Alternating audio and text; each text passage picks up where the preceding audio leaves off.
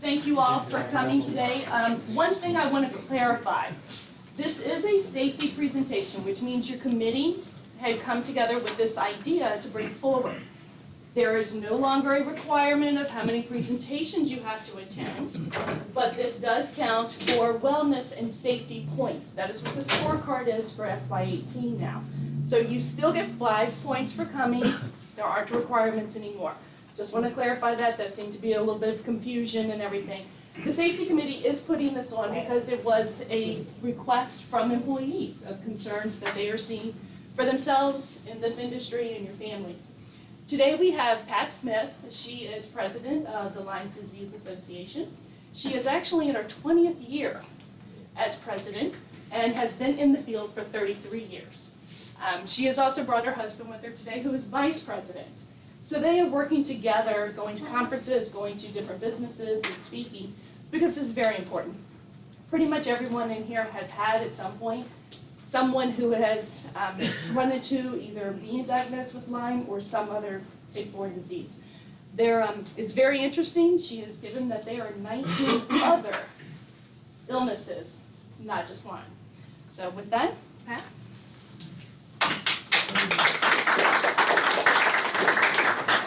Thank you very much. A little quick, brief summary of the Lyme Disease Association. We raise funds for research, education, prevention, and support. And because we are all volunteer run, 97% of our monies goes directly to our programs. We award research grants, which have led to 42 scientific journal publications, of which we're very proud. We've helped endow the Columbia Lyme and Tick-Borne Disease Research Center. We're part of the federal campaign, combined federal campaign. We also work with the Environmental Protection Agency. And we're partnered with 45 different Lyme organizations across the country. I have twice testified before committees down in Washington, House committees, Foreign Relations, and also Energy and Commerce on Lyme disease and various other things. Anyway, basically we have several projects already underway from prior years at Johns Hopkins, University of Connecticut, Rutgers, Georgia Southern, Shenandoah University School of Pharmacy in Virginia. And we just came literally from our conference last week in Philadelphia. It's a 2-day conference for physicians. They get medical credits. So we had researchers from around the country and one from Canada. And again, it's 2 days of intense trying to bring these people up to date, because if any of you have had experience with Lyme or other tick-borne diseases, you'll know that a lot of physicians don't have knowledge in that area. It's very important to get them educated. We have a Lyme Aid for Kids program, and that is for families who are financially strapped and they're not able to get their child started with a diagnostic process or treatment. We have author Amy Tan, who's internationally acclaimed author who has severe neurologic Lyme, and she helped us develop the program in 2004, and I think we've given out about $338,000 to help children across the U.S. These are some of the materials we have. We have some on the table out there. You can also order them through our website. We try to make our materials as free as possible.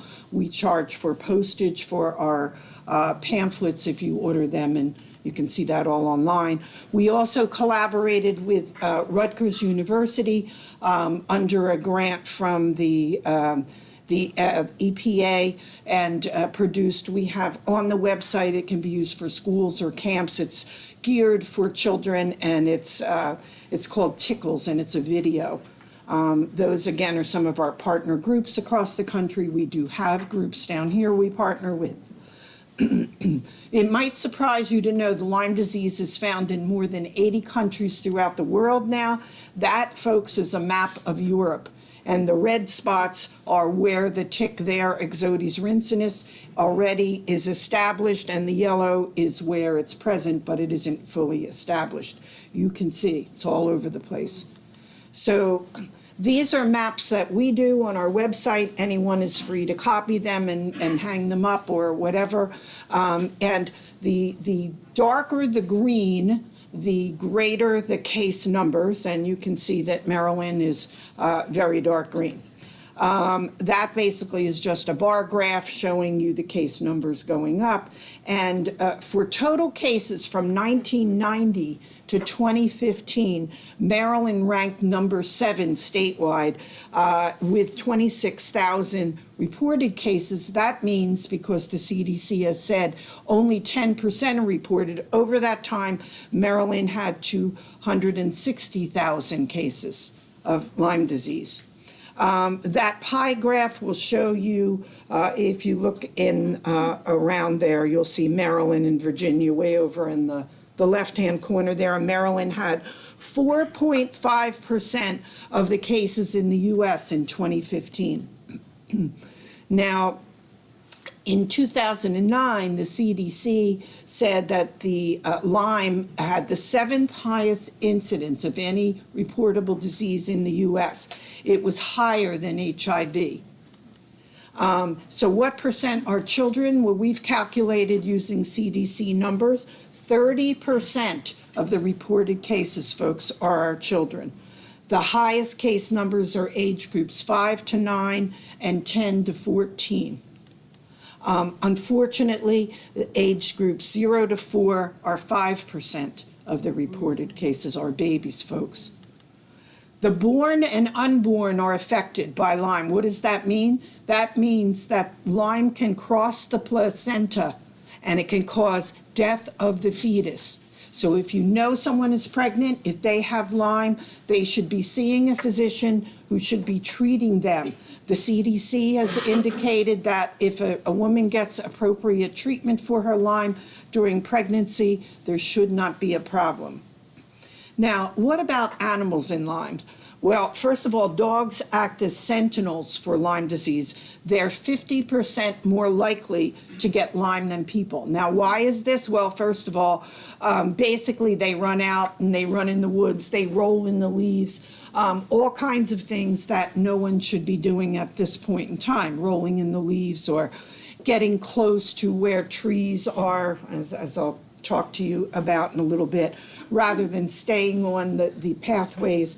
And they can bring unattached ticks into your home. They also get other tick-borne diseases, including one called ehrlichiosis, which is common in dogs. And, by the way, Lyme disease in dogs there's a particular strain or whatever of the disease that can get into the dog's kidneys, and sometimes it can be fatal. Now, what about cats? Cats get Lyme less frequently than dogs, but it has been shown in the lab that they can get it, and they do bring in also unattached ticks. There are other tick-borne diseases cats can get. Also, if you use a permethrin-based product, that's poison for cats, just FYI. Now, this is a map from the Companion Animal Parasite Council, and they've been kind enough to let me use it. And basically what it says, in the year of 2016, they do all this dog testing across the country, 2 major labs, and they report it back, and they chart it. 6.4% of dogs, that's total in the U.S., were positive in 2016. Now that, if you can't figure it out, it's kind of weird, but that is sort of the state of Maryland there. And 7.3% of dogs in Maryland tested positive, and in Talbot County, 5.38%. That's 1 out of 19 dogs tested positive. And according to the Companion Animal Parasite Council, they say this probably only represents 30% of the activity in a region. So what are the significant players in Lyme disease? Well, believe it or not, the significant players are the white-footed mouse, the vole, the chipmunk, the eastern gray squirrel, the shrew, and other small mammals and birds.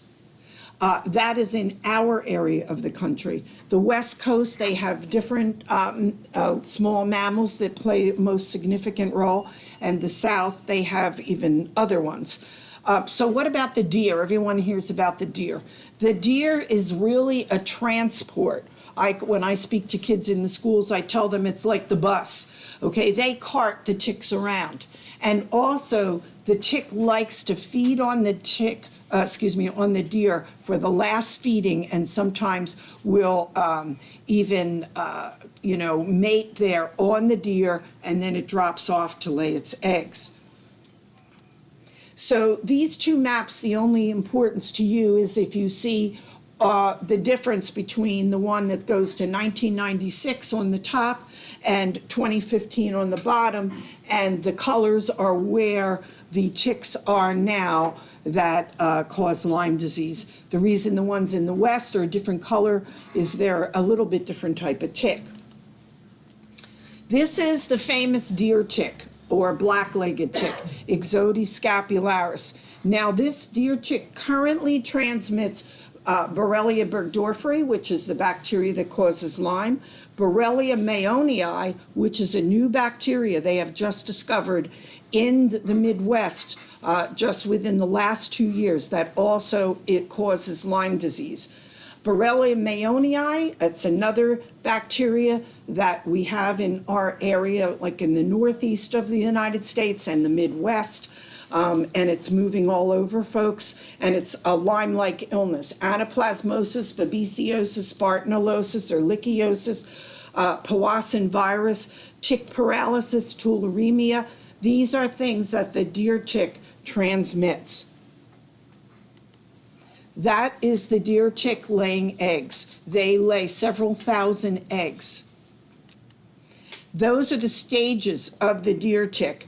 And if you look, that's the egg mass. And then if you see that transparent one up at the top in the middle, that's the larva. That's what hatches out of the egg. When it hatches out of the egg, it has 6 legs. And it is generally not born infected with Lyme.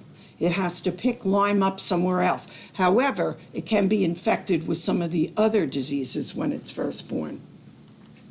Okay, you often hear that deer ticks are poppy seed sized ticks. Well, so what does that mean? Those white things in the center are poppy seeds, and the smaller ticks that down around the bottom are the nymph stage of the deer tick, which produces most of the infections. And you can see they are the size of poppy seeds. Okay, that is Ixodes pacificus, which is the western black-legged tick, which is almost the same as the deer tick, not quite. And that's, if you go on the west coast, that's what's transmitting Lyme disease. So this next tick is really important. And the reason it's important is because it's on the move. Originally, when I started working on Lyme disease way back when, I've been involved again for 33 years now, and the the Lone Star tick only went as far north as central New Jersey, where I live. Now that tick is all the way up in Maine, and in the Midwest, it's already entering Minnesota. It used to be a southern tick. The problem is it causes a disease that looks like Lyme, that acts like Lyme. There is no test for it. They don't know what organism causes it. It is treated the same way as Lyme disease is treated. It's called star eye, but oftentimes doctors will not recognize it. So it's very problematic, and it can produce the same rash. Okay, that is a picture of the Lone Star tick. The one with the white dot is the female adult. And by the way, these ticks are fast, folks. Other ticks like wait around, they hang around and on grass and so on, and you brush by them and they get on you. This tick will literally go after you. Does that mean it goes 50 miles an hour? No, for a tick, it is fast. And the guys that work in the field tell me they don't even want to stop and write anything down when they're collecting, because these guys motor on over to them, and not a good thing. That's the Lone Star tick laying eggs. It actually lays a higher number of eggs than the deer tick does. Okay, this is the American dog tick. The American dog tick, as you can see, you have it here in Maryland, and it does produce tularemia, also Rocky Mountain spotted fever, and tick paralysis. Tick paralysis is not real common, but the problem with it is what happens is you become paralyzed. It starts at your feet and works its way up. If a doctor doesn't know that you have a tick and you don't find it, you will continue to become paralyzed till your entire body is paralyzed or until they find and remove the tick. So it's kind of problematic. Okay, Dermacentor variabilis, that is the American dog tick that again shows it laying eggs. And these ticks, when they hatch out, remember I said Lyme usually is not infected when it's hatched. These ticks can be infected with Rocky Mountain spotted fever right from the get-go. So those tiny little larvae that are almost transparent sometime can have those diseases right away. Okay, that's the different size between the American dog tick on the end of that paper clip and what I call the deer tick family inside that paper clip. The Rocky Mountain wood tick, you don't have to worry about it here, but those of you that travel around the West, and I know a lot of people take vacations, you do need to be concerned. Rocky Mountain spotted fever, Colorado tick fever, the tick paralysis that I mentioned that's here with other ticks, tularemia, and Q fever. So tick-borne relapsing fever is something else because it's carried and transmitted by what's called a soft-bodied tick. This tick, guys, can live for over 10 years. It's pretty amazing. And I bring it up because it's present in the West. If anybody goes hunting and fishing and rents cabins out in the West, these things hang around in the cabins and also in the burrow of the animals. And they come out, and that's usually how people get the diseases from this, what's called an ornithodorus tick. Now, this Gulf Coast tick is hard to say whether it's here. The CDC map indicates it is now in Maryland, and I've heard some stories from people that they have seen it. Some things online will tell you it's coming. I would play it on the safe side and said it's probably here. It's been motoring on up the coast, and it carries a tick-borne disease called Rickettsia parkeri rickettsiosis, which is similar, not the same, as Rocky Mountain spotted fever. Okay, this is the brown dog tick. Up until a year or two ago, I didn't bring the brown dog tick into it because we were always told that the brown dog tick, well, it bites the dogs and it's really not transmitting to human. Well, guess what, people? It is now transmitting disease to humans. It's being found especially in the Southwest right now, on the Indian reservations, and it is transmitting Rocky Mountain spotted fever there. And this kind of tick, if you ever have, people ask me this all the time, they say, I have a tick infesting my house. The other kinds of ticks I'm talking about don't infest a house. They can't really remain in there. Can they be in there? Well, sure. If they drop off you or your animal, they can be in your house. However, they can't live in there because the conditions aren't right. This tick, on the other hand, can live there, and it can live in your dog kennels, etc. So how do the ticks get on us? I mentioned briefly, they do something called questing. They get up on the grass there, you see the tall grass or maybe very low branches, and when you brush by them, they kind of reach out like this and they hook onto you or your dog or your child. Okay, that's all the hard-bodied ticks pretty much do that. The Lone Star, though, as I mentioned, will actually, it's called an active feeder. It actually will seek you out. And the soft-bodied ticks, as I mentioned, they hide in the burrows. They're not here in our area of the country, not yet anyway. So you probably heard all kinds of stories about how long the tick has to be attached before you can get Lyme disease. So here's the real scoop, okay? It used to be said that the tick attachment time had to be 24 hours, 48 hours, 72 hours. You heard all kinds of things. Well, that was based upon the fact the bacteria that causes Lyme is in what's called the midgut of the tick. The midgut is like its stomach, all right? So it takes about 24 to 48 hours for that to migrate. That bacteria has to come up and into the salivary glands of the tick, just like if you bit somebody. Well, it's the same thing. However, researchers now know that there are ticks that already have it in their salivary glands. So what does that mean? It means that you can get Lyme disease before what they're telling you. So it could be hours, and you could possibly be able to get Lyme disease. I think there's some papers out there on 5 and 8, 10, 12 hours, but who knows? So what we always say is the longer the attachment time, the greater the risk of infection. And that covers it all. It doesn't say, nobody's checking this tick out with a watch to see what's happening. Okay, this is the barbed mouthparts of the tick under the microscope. And what happens, here's the process. The tick actually secretes something that numbs you first, so you don't feel it. Then it cuts you open, and it sticks this hollow straw-like barbed hypostome in you. And if you see that thing in the middle, that looks like the barbs that you might see possibly on a fish hook, that gets stuck in you. And you all know if you have a fish hook, and I'm married to a fisherman, I know all about fish hooks. I know how dogs get caught in them. I know how people get them in their heads. I'm well aware of it. And so this tick is kind of like the same thing. Once it gets in there, very difficult to pull out. Then it secretes a glue-like substance, and it cements itself to you. So if you've ever tried to pull a tick out and you said, my God, I can't get this thing out, well, now you know why.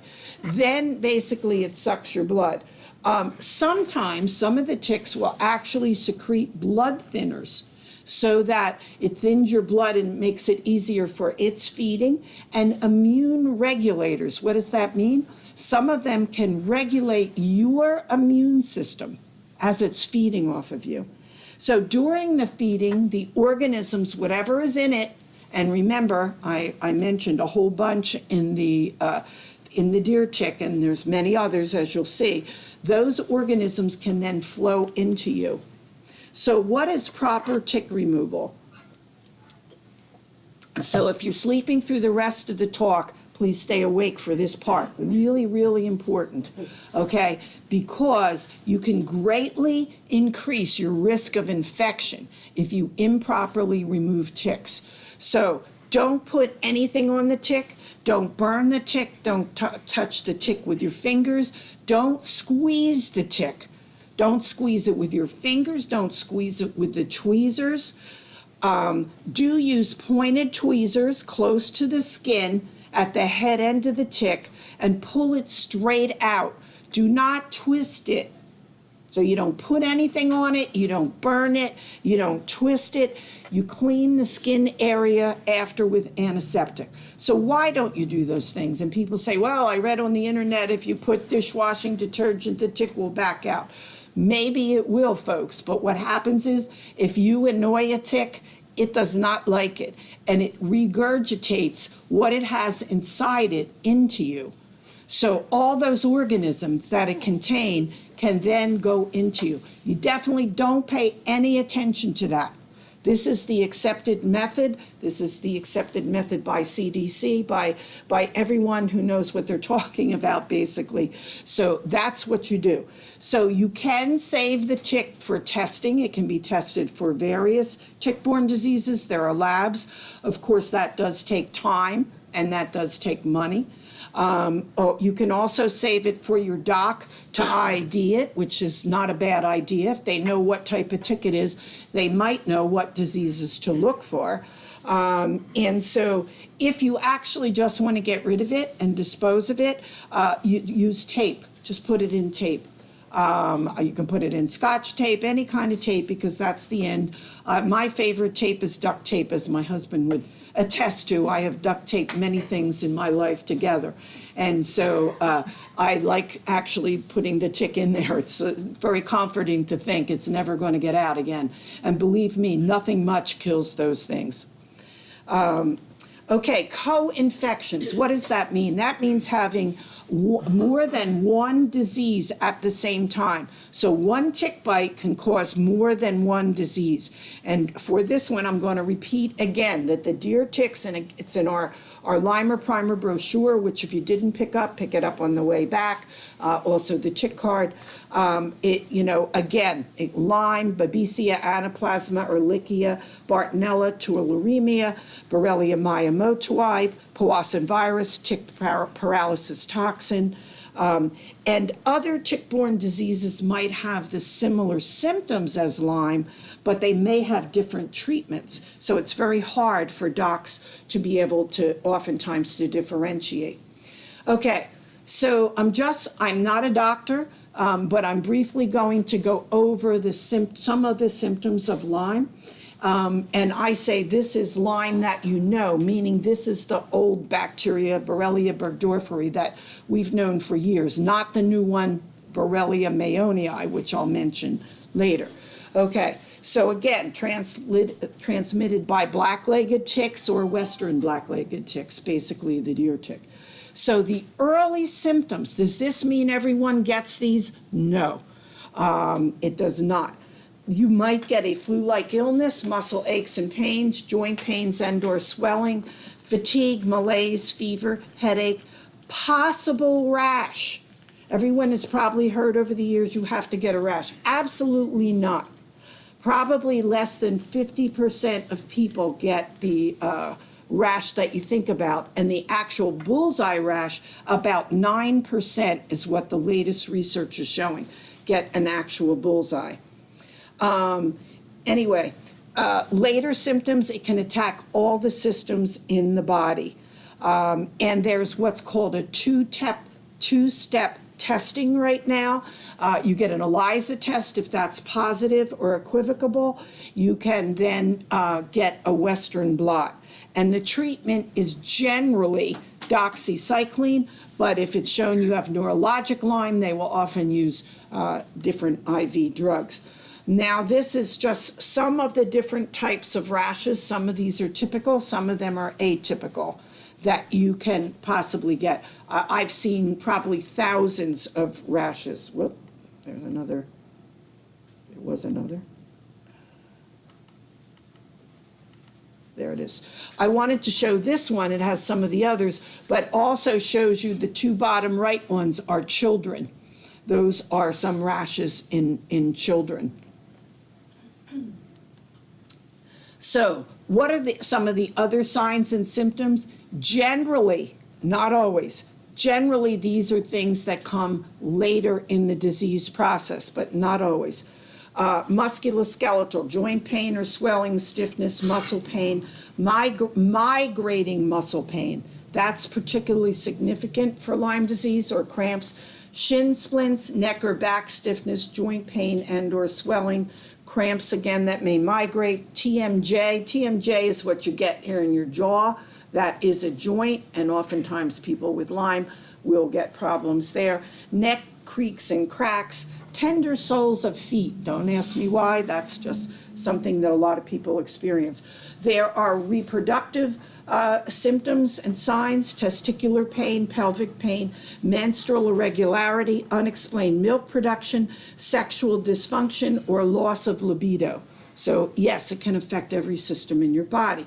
Now the next one's really important, folks, because the CDC just in the last 2 years has acknowledged what many of our treating physicians have known for many years, and that is there are serious cardiac complications from Lyme and can and have now caused deaths. And so chest pain or rib soreness, shortness of breath, heart palpitations, pulse skips, heart block, that's very significant, heart murmur, and valve prolapse. Sometimes people go to the hospital, they think they're having a heart attack, and maybe they are, but also it may be Lyme disease, which is affecting their heart. We just had a prominent Canadian researcher speak at our conference for physicians in Philadelphia last weekend, and he was just amazed. He's new to all of this, and he just found his 5th cardiac case due to Lyme disease. He said, we've never seen anything like it, all these cases. And generally, not always, but a lot of times, it's young people that are having this happen to them.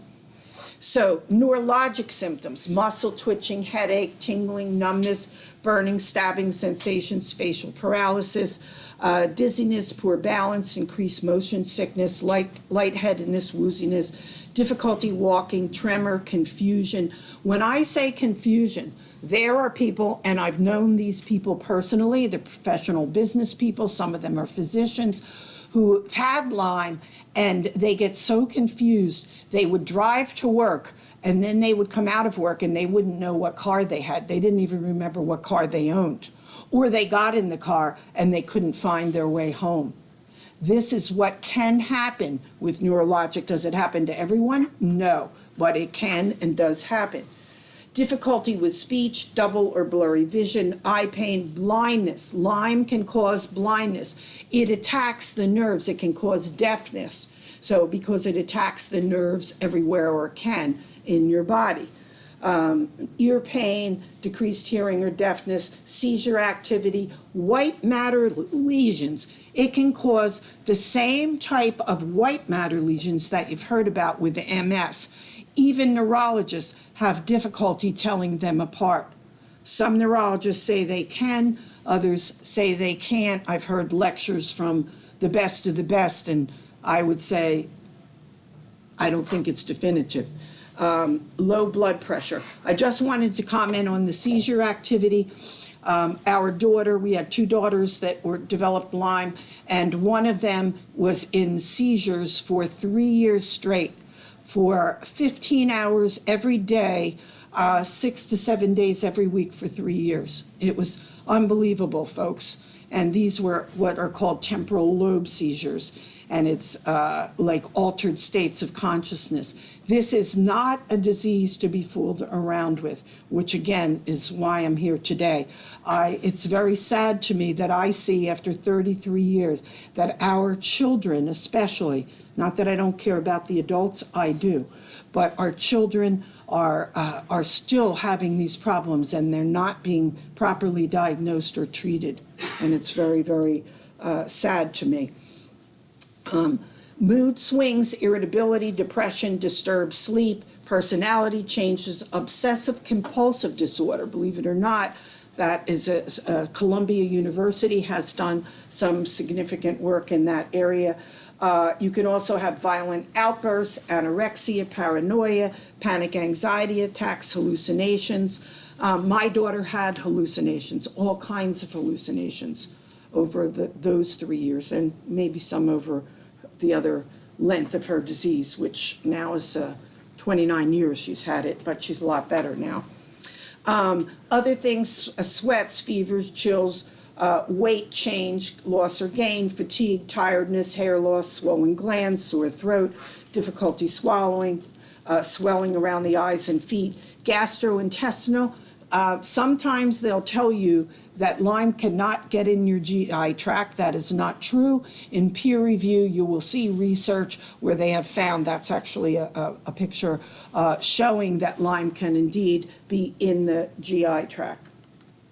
So after that, I'm sure if I asked how many people thought they had Lyme, you would probably all raise your hands.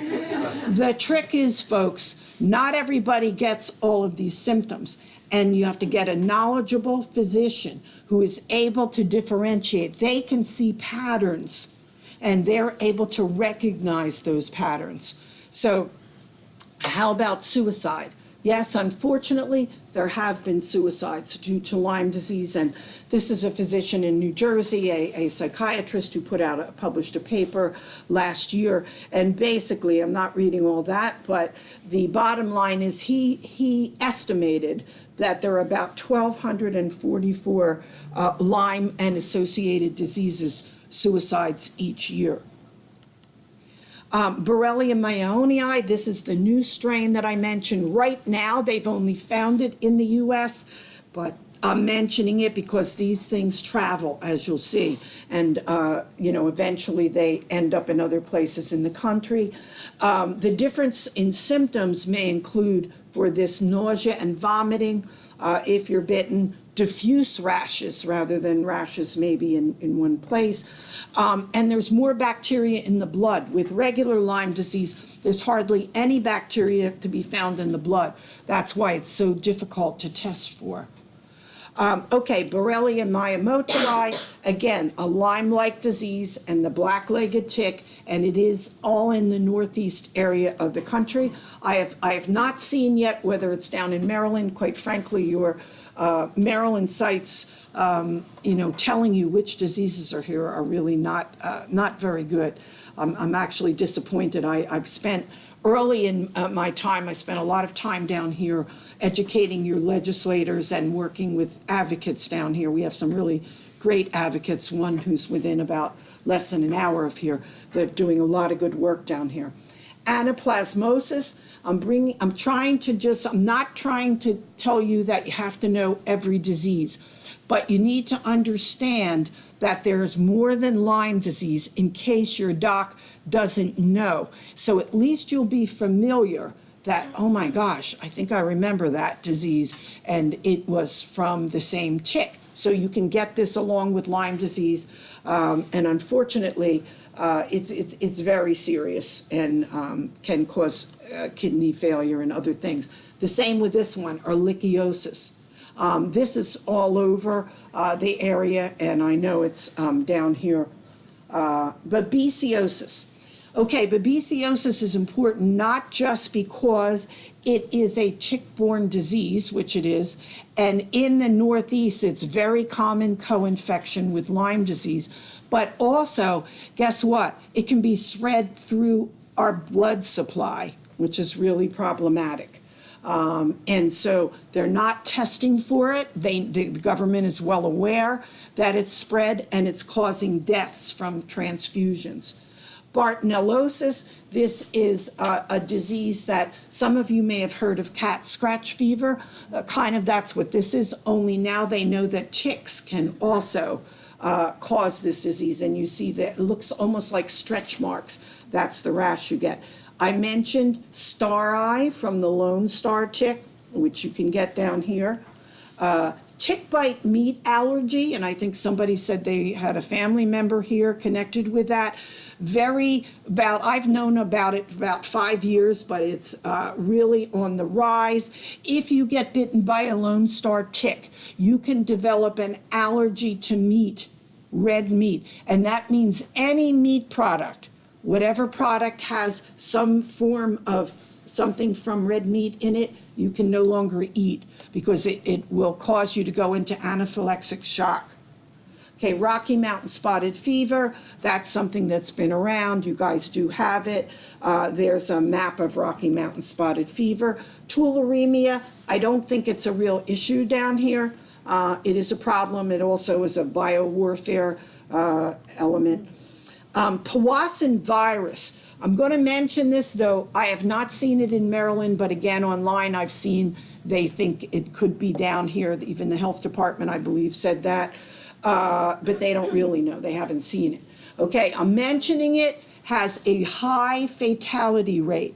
There is no cure for it. It is from the deer tick, and the cases are drastically increasing. Now, by drastically, what do I mean? Well, there used to be only a couple of cases every year. Now the case numbers are going up. And if you have a 15% or more fatality rate, and out of the survivors, 50% get severe neurologic complications that can be permanent. That's the states where it shows you where the disease has been. And since that time, 2016 had 13 cases. 2017, as of now, already has 22 cases. So it's really going up. Heartland virus, that's a new virus out in the Midwest, but it's already migrating to other states. As of July 2017, you can see that the Heartland virus has gone as far as the East Coast now. Barbed virus, same thing. These viruses, folks, they're different. We don't have any kinds of treatments for them. And in many cases, we don't even have a test. There's the first commercial test for Powassan virus was just developed just a couple months ago. Colorado tick fever, that's in Colorado. I mentioned the relapsing. I'm not going to get into, I mentioned the important things. Lyme disease vaccine, there's not currently one for humans. There was a problem with the Lymerix one, and it was removed from the market. Basically, there's a new vaccine that is FDA through the process, and FDA has now decided to fast track that vaccine. Many of us have concerns because this vaccine has the same base as the original vaccine, which was removed from the market. So it remains to be seen what will happen with that. So prevention, believe it or not, it's very rudimentary. Tuck your pants in your socks, long sleeve shirts, light colored clothing, wear shoes and socks. Tick checks, water, bathing, washing your clothes will not kill the ticks. You can put them in the dryer, your clothes, for 35 minutes. That dehydrates them and probably kills them. Sprays, if you choose to use sprays, there are two types. There's DEET-based spray, you all have heard of Off and Deep Woods Off and all that stuff. That's for your skin. You can also put it on your clothes. But there are also permethrin-based sprays for clothing only, not your skin. And please do not take your can of permethrin-based spray and spray it on yourself with your clothes. Put your clothes over here, spray it, and let them dry. I once had a reporter who was doing a TV thing in my backyard, and she wanted to get into that, and basic bottom line was she never let me explain anything. She grabbed the can and totally sprayed herself down with permethrin. I was completely horrified. I'm never speechless, as my husband will attest to. And I was just completely speechless. I didn't know what to say or do. And I finally said, "You shouldn't have done that." And then I said, you know, these are poisons. You just can't indiscriminately put them on you without knowing what they can do, the neurologic complications and so on and so forth. So I'm only telling you that, read the directions, especially with children if you're using them on your kids. Basically, the CDC has a definition for the disease, which it always does, but it's a surveillance definition, which means that's to determine that you're number 7 or 8, and you know that Pennsylvania's number 1 and New Jersey's number 2, so on. Anyway, they're not supposed to use that for diagnosing, and unfortunately they are. The tests for Lyme are not good at all. In a recent study for late-stage disease, when neurologic and/or arthralgic symptomology was present, false negative rate for the two-tier test, which is what is used, was 55.7%. That's 500 times more false negatives than two-stage HIV tests. What does that mean? It means that, like, let's say half, to round it off, half of people are not getting picked up. Not a good thing, folks. The controversy about Lyme, you've all probably heard about it. Basically, the Infectious Disease Society of America, which is very influential, they say Lyme is hard to catch and easy to cure. Their guidelines don't allow people to get more than a few weeks generally of antibiotics. It's very problematic, and people are going on to develop chronic disease, which they don't believe in. The International Lyme and Associated Diseases Society, which is a group of physicians who treats chronic Lyme in patients across the country, they believe that Lyme is a persistent infection. Meaning what? Meaning that when you get a short term, what happens is if you get short-term treatment and your symptoms continue, it is because they feel that you have bacteria that remain. And now the science is supporting this. There's something called persisters, and that science is coming out of Johns Hopkins and also out of Northeastern University. And it means that this bacteria, some of it, not all of it, some of it gets wiped out, and these persisters remain. And they need different types of antibiotics to be gotten to. Also, there's something called biofilms, which biofilms are bacteria that all clump together and they're able to communicate. And actually, it's very, a lot of bacteria have developed biofilms, and it's safety for them. They're able to actually evade the whatever antibiotic that you're putting in there. And new research, some of which actually the one from Hopkins and the one on the biofilms, we've been supporting also. All right, for a disease that last year had almost 400,000 new cases in the United States, you would all think we were expending huge sums of money. Well, this government is expending $40 million, folks. That is it, annually, $40 million. And it was work that we did with our congressman. I work with my congressman, and actually he showed up at my Lyme conference last week. But we were able to get something into the Department of Defense appropriations, which helped us. That brought it up. It was only $35 million before that. Anyway, in 2016, we were, and I say we, the advocates, were successful in getting a law passed. I actually negotiated the law with the House Majority Leader's office. It was very exciting 2 days of my time that I wouldn't want to live through again. But anyway, we got the language that we needed. The law is passed. And basically what it does is it establishes a federal working group. All other major diseases have it. Lyme has never been permitted to have it. So now it's in the process of being formulated by Health and Human Services, and patients will have a seat at the table to be able to express their viewpoint, and so will advocates and treating physicians. This has not happened in the past.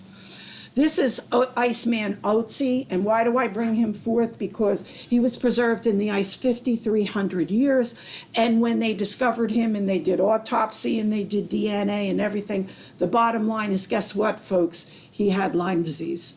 That's not what killed him, but he did have it. This tick is one of my favorite because it's 15 to 45 million years old. It was encased in amber, and they found it down in the Dominican Republic. And when they cracked the amber off and they did the tests on the tick, they found a disease, babesiosis, that I talked about. They found the precursor to that, like the early babesiosis. So it's up to 45 million years old. So getting rid of ticks, this is my absolute favorite picture.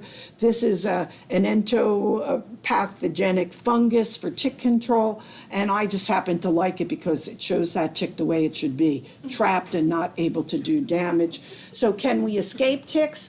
Well, basically, this slide is kind of scary. When I first found it, it really bothered the heck out of me. And that is because we now know there are seabirds down around Antarctica that are carrying viruses, tick-borne viruses. They have the ticks on them, and they're infecting the penguins down there with that. And also, the last little bit on the slide says that they have now found through DNA analysis in ticks on the Campbell Islands and the island Crozet, and those are the ones down by Antarctica.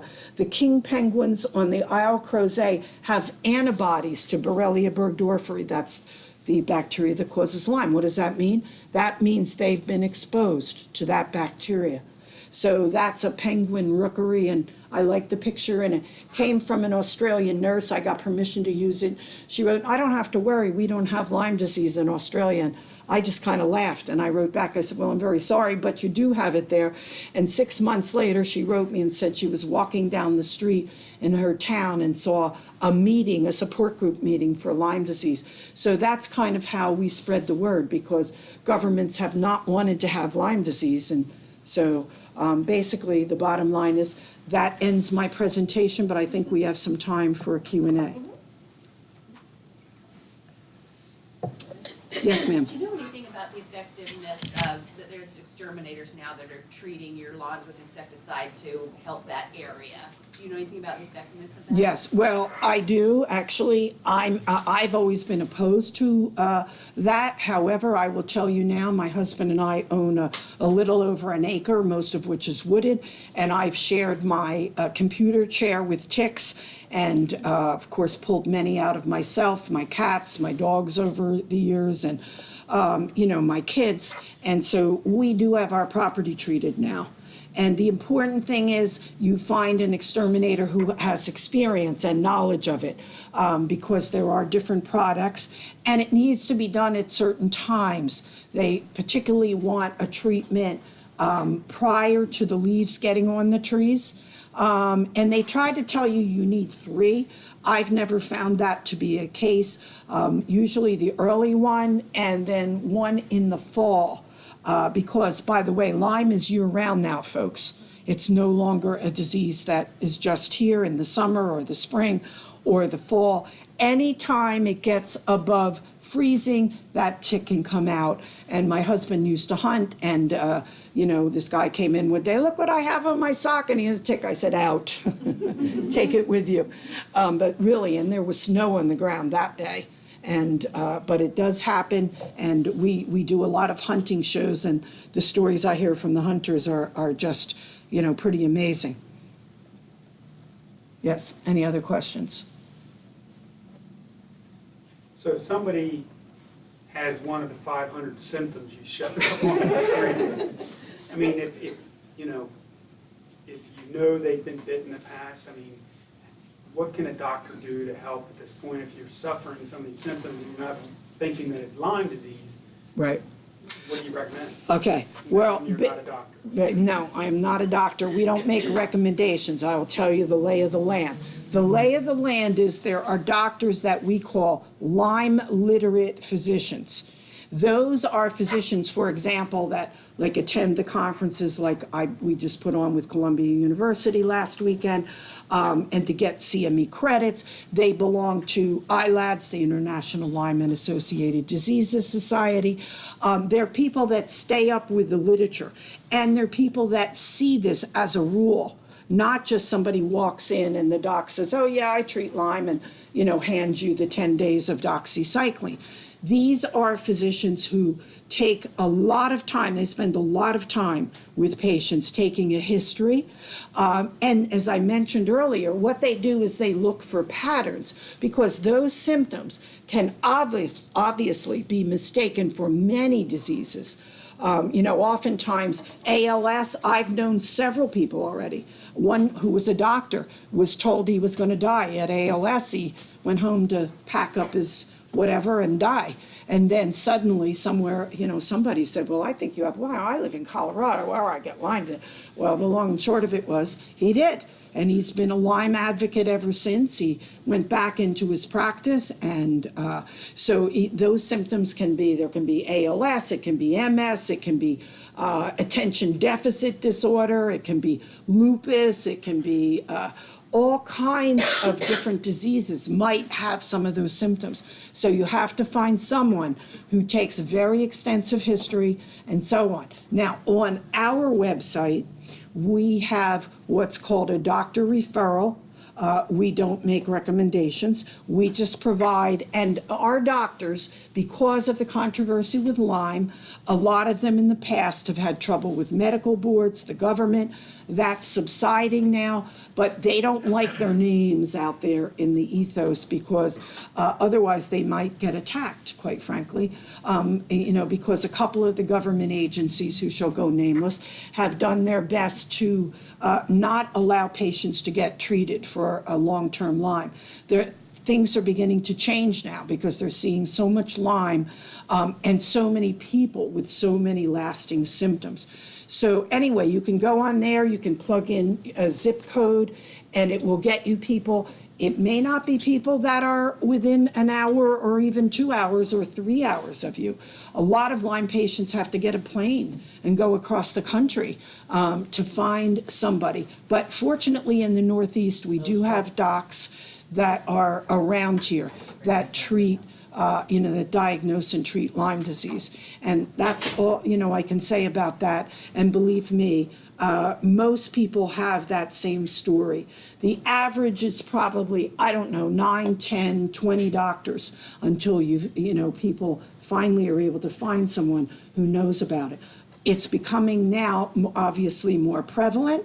The CDC and the NIH, whom I work with, are becoming a lot more concerned about it than they were in the past. And so we have hopes that this is going to change, but at the moment, we're still kind of in the dark ages for treatment. But patients get treated sometimes for months and years to get rid of it, especially a lot of people are co-infected. So those co-infections have to be treated. A lot of, and I'm not downing physicians at all, but a lot of them don't even know about them. So they don't check for those. If you have more than one disease at the same time, that's competing and your immune system is going haywire. So they have to do something to find those diseases and, get rid of them. Yes, any other questions? Is it ever too late to treat Lyme disease? No, it is never too late. I have a volunteer who works for me who is in New York. She was at age 27 going to be put in a nursing home. She was in a wheelchair. She had lost control of all her, functions, etc. And thank goodness, a Lyme doctor, someone said, well, I think she might have Lyme. And she was tested, and which doesn't always show, but it did, and treated extensively for many years, still being treated. Now she's living a life, and she's able to drive. She goes out, she does things, and this was, like I said, probably about 20 years ago. But it's all these years later. Does she still have the disease? Yes, or manifestations of it? Yes. But does she have a life? Yes. My daughter has a life, and I will say to you that she was treated for more than 10 years with antibiotics. She was out of school 4 full years, 2 partial years, and it was horrifying to me because I'm opposed to medications, or at least I used to be, and so on. But unfortunately, when you have this, it's something that it continues or can continue to multiply. What happens is you get treatment, and then maybe you get better. You get better, and you think, oh yeah, I've conquered this. And then what happens is that, remember that little persister I mentioned, or whatever that is in there, probably that little persister, when everything seems normal, and then maybe you have some stress on your life. Maybe you get divorced, or you have serious illness yourself or within your family, or something stresses you out. Those symptoms now come back, because that bacteria has the ability to now replicate, and does replicate again. And when it's replicating, it can be treated. When it's in that persister stage, it's difficult to treat, and it requires different antibiotics, which Lyme literate physicians are aware of that. Any other questions? Is the insurance paying for that? Good question. Does insurance pay for anything? No, I don't. Seriously, it's difficult to get insurance to pay for long term. Do some of them pay? Yes. I mean, early on, some of them paid, and later, the longer it took, the less they wanted to pay. However, there's what usually our patients do, most of them who have chronic disease, they have to make it part of their life. They have to become the advocate. If you are not an advocate for yourself with this disease, or for your child, I can tell you no one else is going to do it. So you have to start learning about it, and then you can take to your insurance company the articles that show, yes, indeed, here's what's happening in there, and I need you to pay. Some of them do pay, though some of them don't. Any other questions? Well, I thank you very much, and I hope it was useful to you.